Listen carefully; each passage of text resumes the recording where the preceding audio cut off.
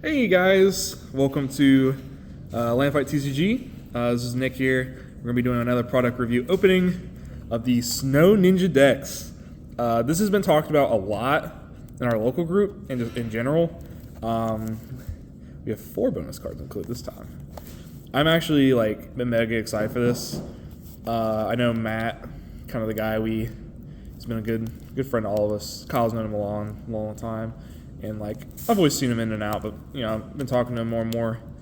So it's nice to see his character kind of do a little bit of a crossover with ours, because this is the first time we've done something like this.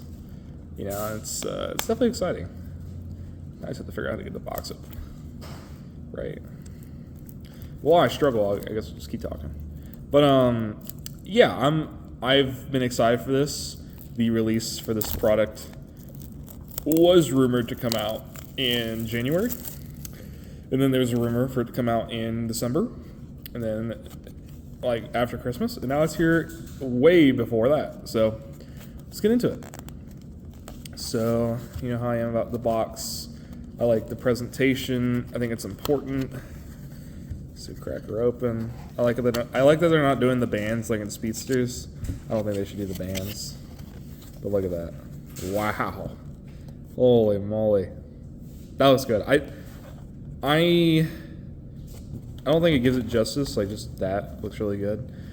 Genuinely, this might rival the sorcery, because I just like the way the petals look, because it opens up into a flower.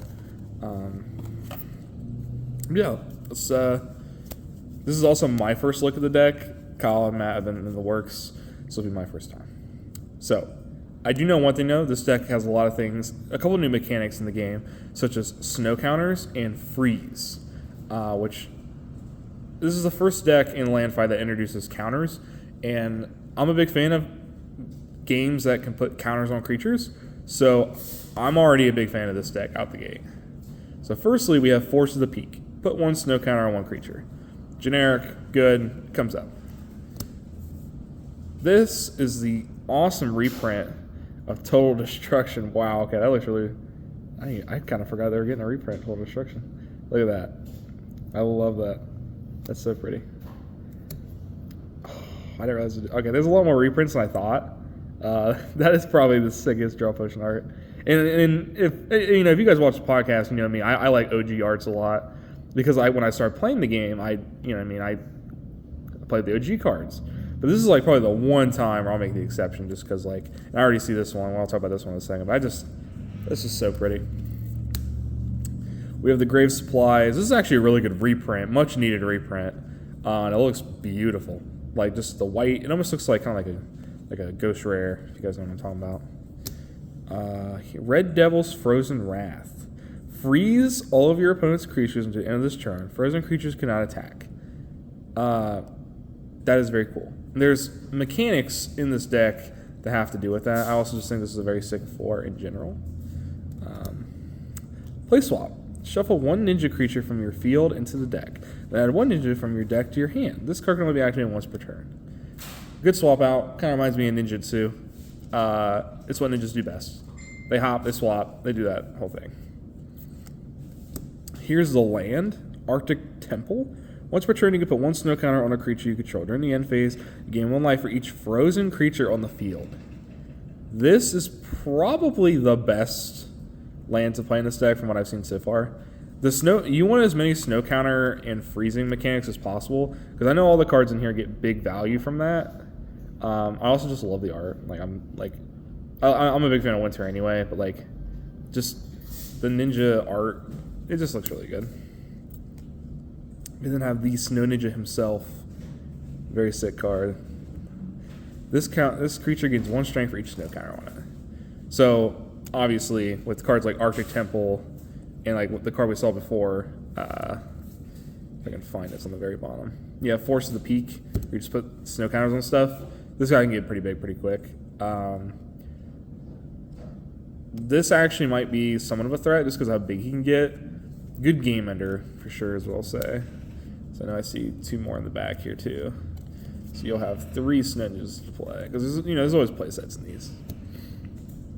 We also have Face Off. When a ninja creature destroys another creature this turn, put a snow counter on it. That's good. That's actually just really good. Because you're already going to be getting the end phase effect, so the fact you can get like 2 off 1 is really, really good. It's also not once per turn, so you can go boop, boop, boop, boop, and stack them. Or on other creatures. I'm not sure how to see the rule on that. We have Snow Sword Strength. It's a continuous. You can only control 1 copy of this card. Once per turn, you can choose 1. You can select 1 ninja, and you can attack twice, or you can put a snow counter creature. Wow, it's actually genuinely really, really good. That's a 4. I would not play this any less of 4. It's snow production plus double striking. I mean, like, that's really good. The Ninja's Path. Interrupt.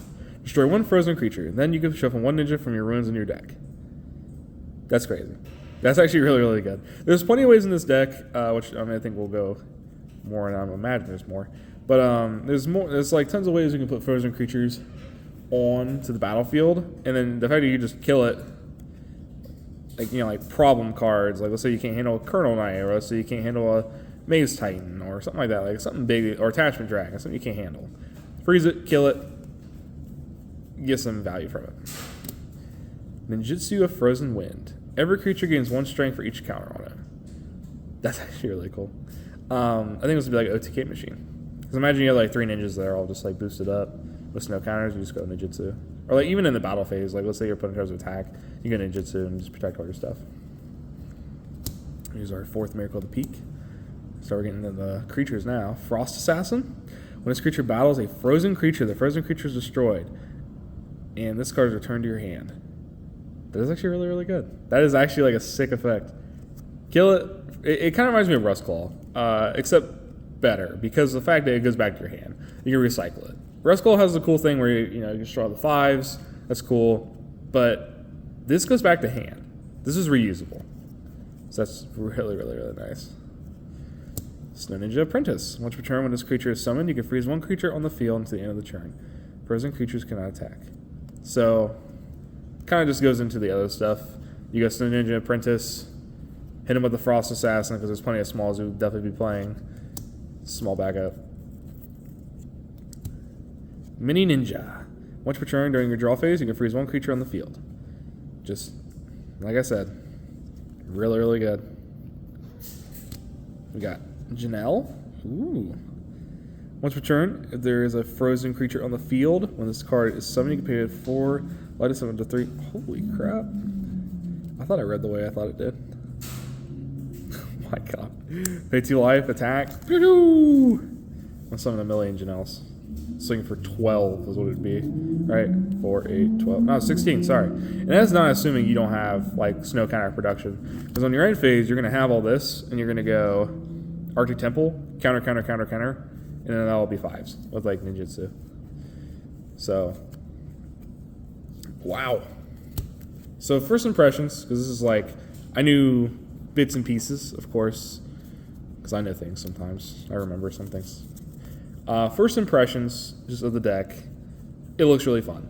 It almost reminds me of like the good deck building of Sorcery. Like I was actually really a big fan of the Sorcery deck because it was just so well game design wise. And that's not me just like being like, oh, game creator does a really good job, whatever. That's me just saying like genuinely, like I had a lot of fun playing Sorcery. And I think I'm gonna have the same thing with here, with the Ninja deck. Like there's so many good cards and so many cards that just give you so much value for free. You know what I mean? Like Snow Ninja's powerhouse.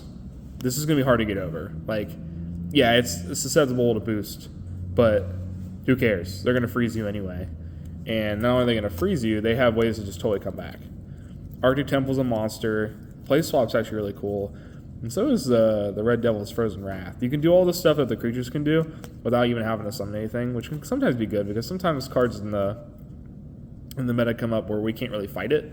Like, per se, Mutant Control. Like back then, you couldn't show my battle.